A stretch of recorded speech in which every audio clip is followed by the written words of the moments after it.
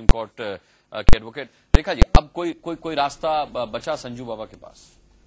देखिए, कानून के तहत अगर आपकी सुप्रीम कोर्ट के अंदर याचिका सर्वोत्तम न्यायालय से अगर आपकी रद्द हो जाती है तो उसके पास एक ही चारा रह जाता है कि आप रिव्यू पिटीशन फाइल करें।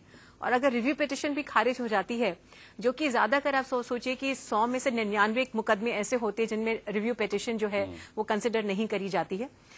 बहुत ही 0.1% केसेस होते हैं जिसमें रिव्यू पिटीशन में कुछ रिलीफ कोर्ट देती है। इसके बाद में एक ही उनके पास तरीका रह जाता है, वो जिसको हम कहते हैं क्यूरेटिव पिटीशन। रिव्यू पिटीशन के बाद में एक याचिका अभी भी उनके पास है फाइल करने का तरीका, जिसको कहते हैं क्यूरेटिव पिटीशन। और संजय दत्त के जो वकील हैं उसको भली भांति उसके बारे में जानकारी रखते होंगे, और चाहे तो वो एक आखिरी मौका है उसको कोशिश करने का। जबकि वो भी आप सोचिए कि जब रिव्यू पिटीशन के अंदर ही 0.1% केसेस के अंदर कोई तरह की राहत मिलती है, तो क्यूरेटिव पिटीशन तो उससे भी ज्यादा आप सोचिए कि उसके अंदर रिलीफ मिलने की कोई गुंजाइश नहीं रह जाती है।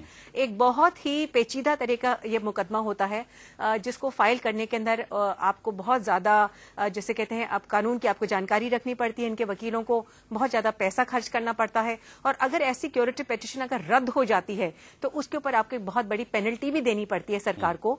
तो ये सब जानकारी उनके वकील भली भांति जानते भी होंगे, और चाहे तो वो इस क्यूरेटिव पिटीशन को फाइल कर सकते हैं। मैं जानना चाहूंगा आपसे इसके बारे में कि अगर ये आखिरी रास्ता संजय दत्त के पास बचा है तो इसका क्या प्रोसीजर होता है और किस तरीके से इसे दायर किया जा सकता है। और आपने बताया कि अगर भी पिटीशन खारिज हुई है तो उसका हवाला लेकर के ये भी अक्सर माना जाता है कि इसका भी बहुत मुश्किल होता है कि ये बहुत ज्यादा मुश्किल होता है। क्यूरेटिव पिटीशन होती है जब आपकी रिव्यू पिटीशन खारिज हो गई, उसके बाद एक्सट्रीम स्टेप या लास्ट स्टेप जिसको कहते हैं कि एक तरह का डिस्ट्रेस कॉल आप समझ लीजिए, इसको SOS कॉल आप समझ सकते हैं, कि आप वापस से कानून का दरवाजा खटखटाते हैं।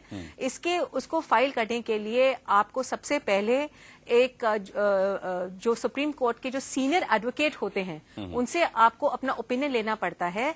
जब वो अपना ओपिनियन दे देते हैं उस याचिका के ऊपर कि हाँ वाकई में मेरी नजर में और मेरे तजुर्बे से आपके साथ शायद कहीं पर नाइंसाफी हुई है, और आपकी जो रिव्यू पिटीशन थी और उसके पहले जो आपकी SLP थी जिसको हम सुप्रीम कोर्ट की याचिका को कहते हैं, शायद उसमें कहीं पर दम था, और जो सुप्रीम कोर्ट के जजेस थे उन्होंने उसको मद्देनजर कर दिया। तो जब तक एक सीनियर एडवोकेट इस पिटीशन के ऊपर अपना मशवरा नहीं देते हैं, अपनी राय नहीं देते हैं कि हाँ मेरी नजर के अंदर वाकई में कोई ऐसा पॉइंट है, ऐसा पेचीदा पॉइंट है जिसको कोर्ट ने कंसिडर नहीं किया है, तो जब तक ऐसा आप मशवरा नहीं लगाते हैं तो आप सोच लीजिए कि बहुत कम ऐसे सुप्रीम कोर्ट के जो सीनियर एडवोकेट्स होंगे वो ऐसे केसेस के अंदर पहली बार अपना ओपिनियन देने के लिए तैयार भी होंगे। बिल्कुल जब आपके सारे दरवाजे बंद हो चुके हैं, SLP जो आपकी होती है वो खारिज हो चुकी है, रिव्यू पिटीशन है वो भी खारिज हो चुकी है, तो अगर सुप्रीम कोर्ट के जजेस ने अपने ओपिनियन के अंदर आपकी इन दोनों याचिकाओं को रद्द कर दिया है, तो उनके एक्सपीरियंस के अंदर, उनके तजुर्बे में शायद आपके केस के अंदर कहीं पर भी कोई मेरिट नहीं है। तो अगर कोई सीनियर एडवोकेट अपना हस्ताक्षर देता है, अपना मशवरा देता है, तो उसको भी अपने ऐसे वकील को अपना एक बहुत बड़ा रिस्क लेना पड़ता है। अपने करियर के ऊपर भी एक बहुत बड़ा रिस्क ले रहे होते हैं कि देखिए मेरी कलम से मैं शायद सुप्रीम कोर्ट के ऊपर भी एक उंगली उठा रहा हूं कि शायद इस केस के अंदर आपने कहीं पर कमी छोड़ दी है। तो जब तक वो ओपिनियन नहीं मिल जाता है और उसको कोई साइन नहीं कर देता है सुप्रीम कोर्ट के सीनियर एडवोकेट, तब तक आप उस याचिका को दर्ज ही नहीं कर सकते हैं। यानी कि अब संजय दत्त के पास कुछ बचा नहीं है बचाव के लिए, और अब उन्हें 17 तारीख को जेल जाना होगा। बहुत बहुत धन्यवाद हम आपका रेखा।